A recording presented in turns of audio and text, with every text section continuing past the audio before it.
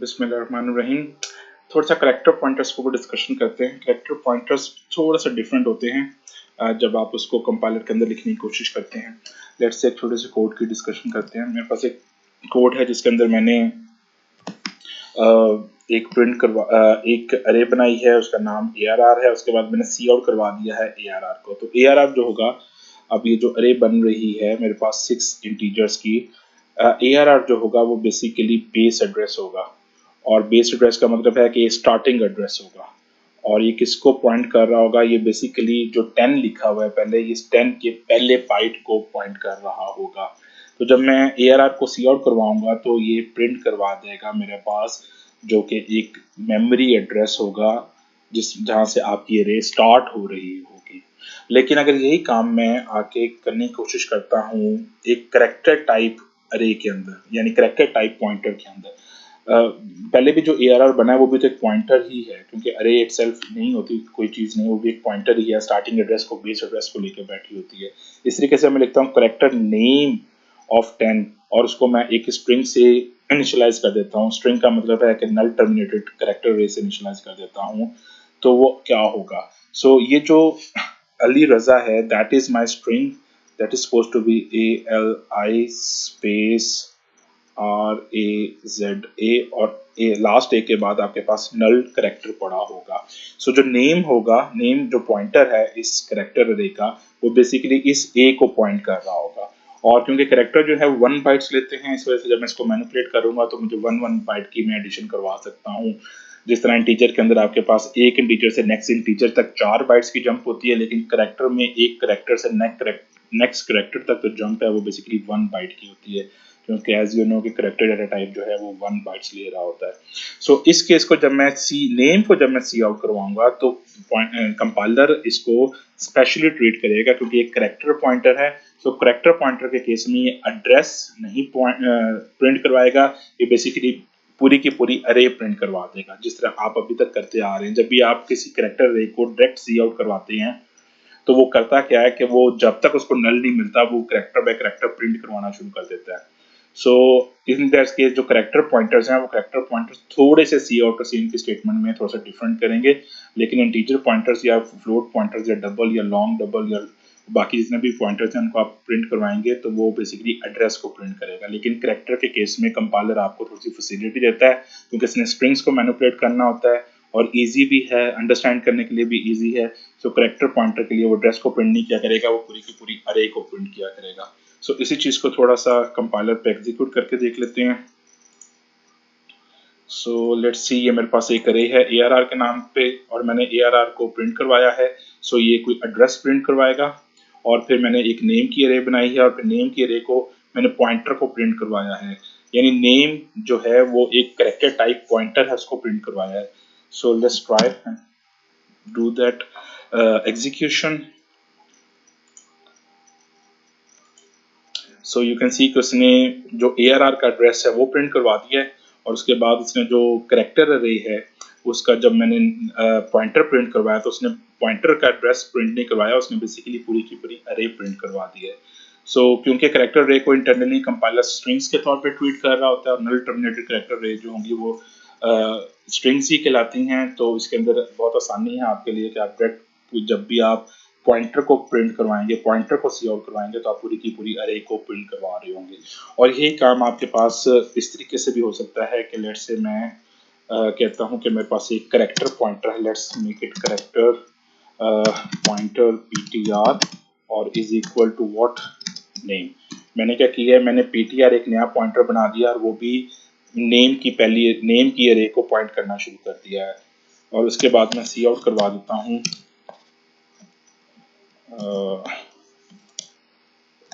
जो मैंने सी आउट करवा देता हूँ किसको, PTR को। सो इन दिस केस आपके पास जो प्रिंटिंग होनी चाहिए वो अली रजा की होनी चाहिए twice. So you can see के पहले इंटीजर पॉइंटर प्रिंट हुआ है, उसके बाद अली रजा जो कि नेम का पॉइंटर है, नेम करेक्टर पॉइंटर है, और उसके बाद अली रजा जो कि PTR करेक्टर पॉइंटर है। सो करेक्टर पॉइंटर के अंदर थोड़ी सी जो सी आउट की और सीन के स्टेटमेंट से थोड़ी सी डिफरेंट हुआ करेंगी। बाकी ये भी एक करेक्टर पॉइंटर ही है, इसके अंदर भी आप चेंजेस करवाना चाहें तो बिल्कुल करवा सकते हैं। पॉइंटर्स के थ्रू कैरेक्टर पॉइंटर्स को आप फंक्शंस के अंदर भिजवा सकते हैं, कैरेक्टर पॉइंटर्स को आप रिटर्न करवा सकते हैं। बाकी सारे काम जो है वो स्ट्रेट फॉरवर्ड से हैं, जिस तरह के आपको इंटीजर या फ्लोट पॉइंटर्स के ऊपर होते हैं।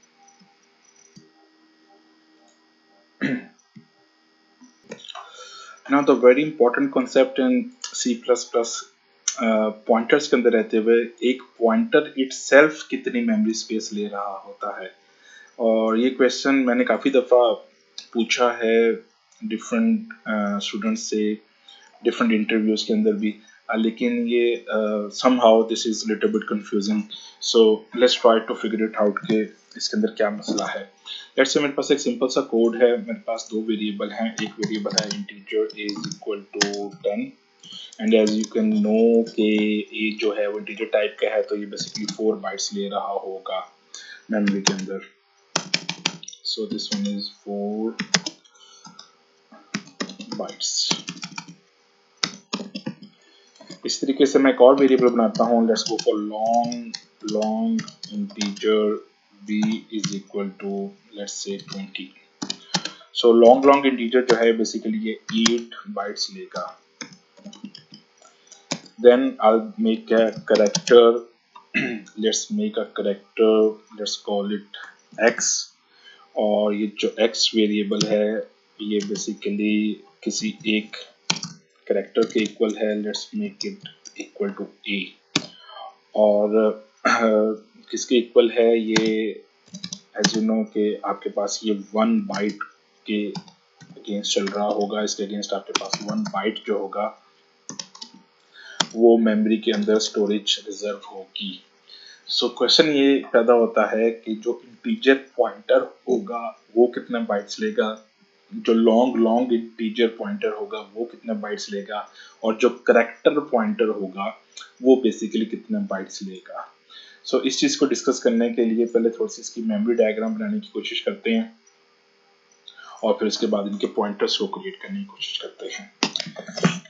सो अगर आप इसकी सिंपल सी मेमोरी डायग्राम देखें तो मेरे पास जब a बनेगा तो उस a की जो वैल्यू है दैट इज बेसिकली 10, और ये a कितने बाइट्स लेगा, ये 4 बाइट्स ले रहा होगा। तो इसका जो एड्रेस है, लेट्स से इसका एड्रेस है 5121, तो इसका मतलब है 5121, 5122, 23 एंड 24 वो बेसिकली a के लिए रिजर्व होंगे। इस तरीके से मेमोरी में जब b बनेगा, b इज बेसिकली 8 बाइट्स, और इसका एड्रेस लेट से मैं लिख रहा हूँ 5190, तो इसका मतलब है 5190 से लेके 90 इंक्लूसिव टोटल 8 बाइट्स जो होंगे वो रिजर्व होंगे b के लिए, और इसकी वैल्यू रखवा दी जाएगी 20। इस तरीके से मैं एक और वेरिएबल बना रहा हूँ जिसका नाम है x, और x का स्टार्टिंग एड्रेस है या x का जो एड्रेस है लेट से वो है 5211। सो 5211 के ऊपर a की जो s की वैल्यू होगी वो रखवा दी जाएगी जो भी आपके पास s की टेबल के अंदर अवेलेबल है। सो a जो है वो 4 बाइट्स ले रहा होगा क्योंकि सिंपल इंटीजर है, b जो है वो 8 बाइट्स ले रहा होगा, और x जो होगा वो 1 बाइट ले रहा होगा। सो क्वेश्चन ये है कि अगर हम 3 पॉइंटर्स बनाते हैं, let's try to make 3 pointers here, और पहला पॉइंटर बनाता हूँ integer ptr1 is equal to address of a। इस तरीके से long integer pointer integer pointer ptr1 भी एक पॉइंटर है। इस तरीके से long integer pointer ptr2 is equal to address of b। Similarly, character pointer, let's call it ptr3 is equal to address of x। सो मैंने 3 पॉइंटर्स बना दिए हैं, और जो 3 पॉइंटर हैं वो एक एक वेरिएबल को पॉइंट कर रहे हैं, एक a को, एक b को, एक x को। सो इम्पॉर्टेंट थिंग इज कि क्या इंटीजर का जो ptr1 पॉइंटर है वो 4 बाइट्स लेगा क्योंकि वो एक इंटीजर टाइप पॉइंटर को एक्सेस कर रहा है। क्या लॉन्ग इंटीजर 8 बाइट्स लेगा क्योंकि वो एक लॉन्ग इंटीजर को एक्सेस कर रहा है, और क्या ptr3 1 बाइट लेगा क्योंकि वो एक 1 बाइट की मेमोरी सेल को एक्सेस कर रहा है। तो इसका आंसर है नहीं। ये तीनों पॉइंटर मेमोरी में सेम स्पेस ले रहे होंगे। और इस कॉन्सेप्ट को समझने के लिए आपको थोड़ी सी डेटा बस को समझना पड़ेगा, क्योंकि आपके पास जो मेमोरी है वो मेमोरी बेसिकली आपके पास एड्रेसेस जो डेटा बस है उसके थ्रू एक्सेस हो रही होती है, और उसके एक्सेस होने के लिए आपके पास नंबर ऑफ बिट्स अवेलेबल है। सो अगर मैं कहता हूँ कि मेरा ये जो करंट लैपटॉप है ये बेसिकली 32 बिट के ऊपर 32 बिट के ऊपर एक्सेस हो रहा है, इसका मतलब है इसका हर एक एड्रेस जो होगा वो 32 बिट का होगा। सो दैट मीन्स कि अगर मेरे पास मेमोरी जो है वो स्टार्ट हो रही है, let me right here down, अगर मेरे पास ये मेमोरी है उसके अंदर डिफरेंट रोज हैं और इसके हर एक रो का जो एड्रेस है वो 32 बिट है, तो मेरे पास 32 बिट एड्रेस होगा। अगर पहले सेल का एड्रेस 0 है तो 0 भी बेसिकली 32 बिट्स के अंदर लिखा होगा, और बाकी अगर नेक्स्ट सेल का एड्रेस 1 है तो 1 भी बेसिकली 32 बिट एड्रेस के अंदर लिखा होगा। तो इस तरीके से जब मैं PTR1 बनाऊंगा, सो जो PTR1 है नो डाउट कि वो ए को पॉइंट कर रहा है, उसकी वैल्यू 5121 होगी, लेकिन आप ये इमेजिन करें कि ये 5121 जो होगा ये भी बेसिकली 32 बिट के अंदर रिप्रेजेंट हो रहा होगा, because in my particular example मेरा जो पर्टिकुलर जो लैपटॉप में यूज़ कर रहा हूँ बेसिकली 32 बिट के ऊपर एग्जीक्यूट हो रहा है। फिर इस तरीके से जब मैं PTR2 बनाऊंगा, सो PTR2 भी मेरे पास जो 5190 को वैल्यू को एक्सेप्ट करेगा, क्योंकि वो एक लॉन्ग इंटीजर को पॉइंट कर रहा है, लेकिन डोंट फॉरगेट दैट कि ये जो 5190 है इसकी मेमोरी पे रिप्रेजेंटेशन भी 32 बिट है। सो इसी तरीके से जब मैं PTR3 बनाऊंगा, let's go and make PTR3। So PTR3 के केस के अंदर भी मेरे पास जो वैल्यू होगी वो एक करेक्टर को पॉइंट कर रहा होगा 5211, लेकिन 5211 भी मेरे पास 32 बिट के अंदर रिप्रेजेंट हो रहा होगा। सो पॉइंटर्स कितनी मेमोरी स्पेस लेंगे ये इस चीज पे डिपेंडेंट नहीं है कि वो किसको पॉइंट कर रहे हैं, ये इस चीज पे डिपेंडेंट है कि आपका आर्किटेक्चर क्या है। अगर आप 32 बिट डेटा बस के अंदर काम एड्रेस बस के अंदर, sorry I was using data bus but no it's not data bus, it's basically address bus. So अगर आप 32 बिट के अंदर काम कर रहे हैं, 32 बिट एड्रेस बस है, तो फिर सारी की सारी जो आपके पास मेमोरी है वो 32 बिट पॉइंटर जितने भी बनेंगे 32 बिट्स के बनेंगे, नो मैटर व्हाट के वो किसको पॉइंट कर रहे होंगे। और इस एग्जांपल में आपने देख भी लिया है कि मेरे पास 3 डिफरेंट पॉइंटर्स हैं, 3 डिफरेंट डेटा टाइप्स को पॉइंट कर रहे हैं, लेकिन उन तमाम का साइज सेम है। किसको पॉइंट कर रहे हैं उसकी इंपॉर्टेंस तब है जब आपने रीड करना है या राइट करवाना है। फॉर एग्जांपल जब मैं PTR1 को डी रेफरेंस करूंगा तो मुझे पता चलेगा कि मैंने 4 बाइट्स को रीड या राइट करवाना है, डिपेंडिंग ऑन कि आप एक्सप्रेशन में किस तरीके से PTR1 को डी रेफरेंस कर रहे हैं। PTR2 का जब मैं डी रेफरेंस करूंगा तो फिर मुझे 8 बाइट्स को रीड या राइट करवाना पड़ेगा, और PTR3 को जब मैं डी रेफरेंस करूंगा तो बेसिकली मैं 1 बाइट को रीड या राइट करवा रहा हूँ। सो पॉइंटर का जो एक्चुअल साइज है वो बेसिकली इस चीज के ऊपर डिपेंडेंट नहीं है कि वो किसको पॉइंट कर रहा है, वो बेसिकली इस चीज के ऊपर डिपेंडेंट है कि आपके पास एड्रेस बस कौन सी यूज हो रही है। 32 बिट यूज हो रही है तो 32 बिट होगा, 64 बिट यूज हो रही है तो 64 बिट होगा। इसी को थोड़ा सा कोड में लिख के चला के भी थोड़ा सा एग्जीक्यूट करने की कोशिश करते हैं। So let's go to the compiler. Okay, so compiler के अंदर हमने क्या किया है कि अब मैंने साइज ऑफ के फंक्शन को यूज़ किया है।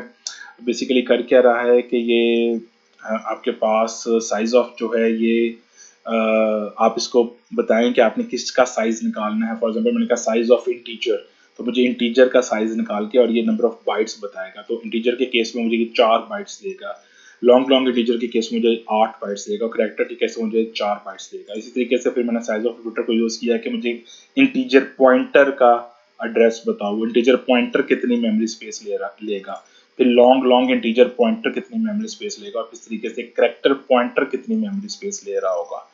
सो इसको एग्जीक्यूट करने की कोशिश करते हैं। सो यू विल अंडरस्टैंड कि आपके पास जो पॉइंटर्स हैं वो सारे सेम होंगे। सो यू कैन सी कि आपके पास जो इंटीजर है वो 4 बाइट्स है, जो लॉन्ग इंटीजर है वो 8 बाइट्स है, जो कैरेक्टर है वो 1 बाइट है। और नो मैटर वर्ड के किस टाइप का पॉइंटर है, अगर इंटीजर पॉइंटर है तो वो भी आपके पास 4 बाइट्स ले रहा है। अगर लॉन्ग लॉन्ग इंटीजर पॉइंटर है तो वो भी 4 बाइट्स ले रहा है, और करेक्टर पॉइंटर वो भी 4 बाइट्स ही ले रहा है।